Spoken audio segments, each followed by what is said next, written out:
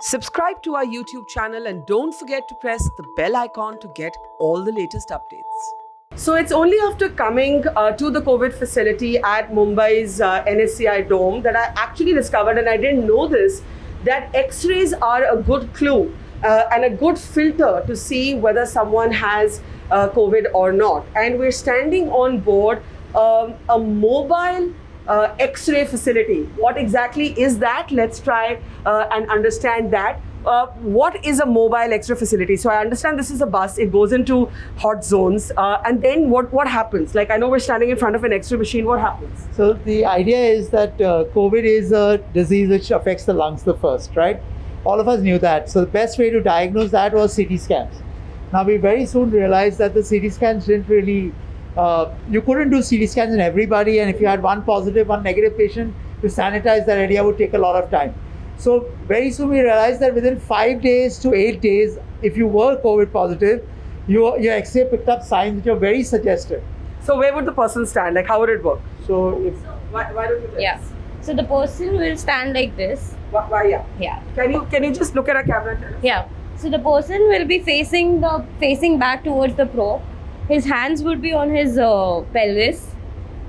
The plate should be above the shoulder, chin rested on the plate, and the X-ray will be taken from behind. Once the X-ray is shot, the technician will review it on the screen and will send it to the AI. So the AI, having all the X-rays of the COVID patient, will pick up the traces, the signs that the patient has, and will divide it into high risk category, moderate risk category, and mild risk category.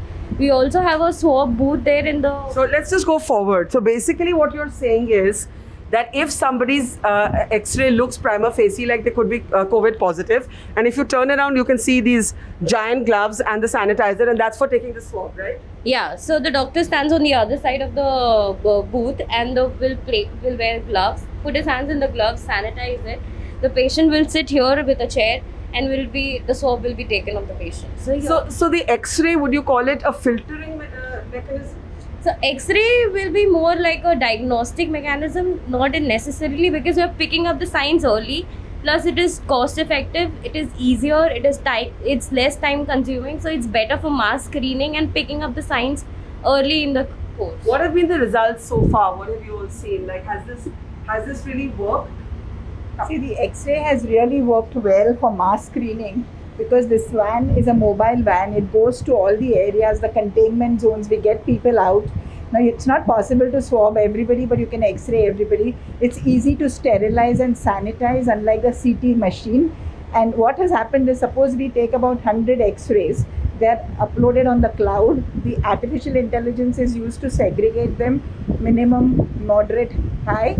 Out of those, so if there are about 100 X-rays, we get 30-40 X-rays to screen. Out of them, we get about 10 to 15, which we can, by now we've all become experts in diagnosing. We're not radiologists, but the picture is very classic. Yeah. And then we can swap those. So we're screening a huge amount of patients in a very short time, not very costly, and very easily done and sanitized. So this seemed like a really great idea, and I really wish it was replicated in other places. And finally, Doc, I know you're using technology and remote medicine in a big way, and I saw one of those sensors, the scanners. So tell us here, what is this ScanBo? So basically, like I said, this is a war that will win only with technology. If we use the same conventional methods, we'll probably lose this war. What we do with this is, it's remote monitoring. Now, let's say a patient, like we've known every state probably in India saying that 80% are asymptomatic, even who are positive, right? Now, we will need to monitor them at home. Yeah. But people are so scared, they think that if I get COVID, I'm going to die. Yeah. So how do I manage him at home? I send him a device like this, okay? This device can come on and off. I can measure his temperature, his pulse, his BP, his blood sugar, and his ECG tracings from just this. All of it without meeting the patient. Yeah, all of it. With a patient sitting in Delhi, like I can manage this here. I'll just show you. So on your phone you could. Yeah, I could get this on my phone. So let's bring the camera in here. And if you can just turn it around for our camera. Yeah, so let's say these are the records. I press the records for a patient. Now this patient I know. Yeah. All right, so this is how it will come. Now I want to see her saturation. So how do I see her saturation? This way. And I'll know the whole trend of what time she was measured her saturation comes low. This is the ECG tracings. If she sends me the ECG tracings, I can just press one and I can scan through the whole thing. So how does this help? Like, what is its big advantage? So the advantage is that you know that a doctor is looking at you 24/7, which is even not possible here. Yeah.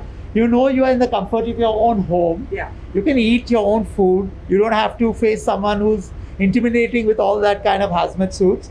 And at the same time, you know that you'll probably do well. Let's say there's a percentage of patients who will not do well. We will either send them oxygen at home and monitor them for around 5-6 hours. If despite that their oxygen saturations are dropping, we'll move them into a facility.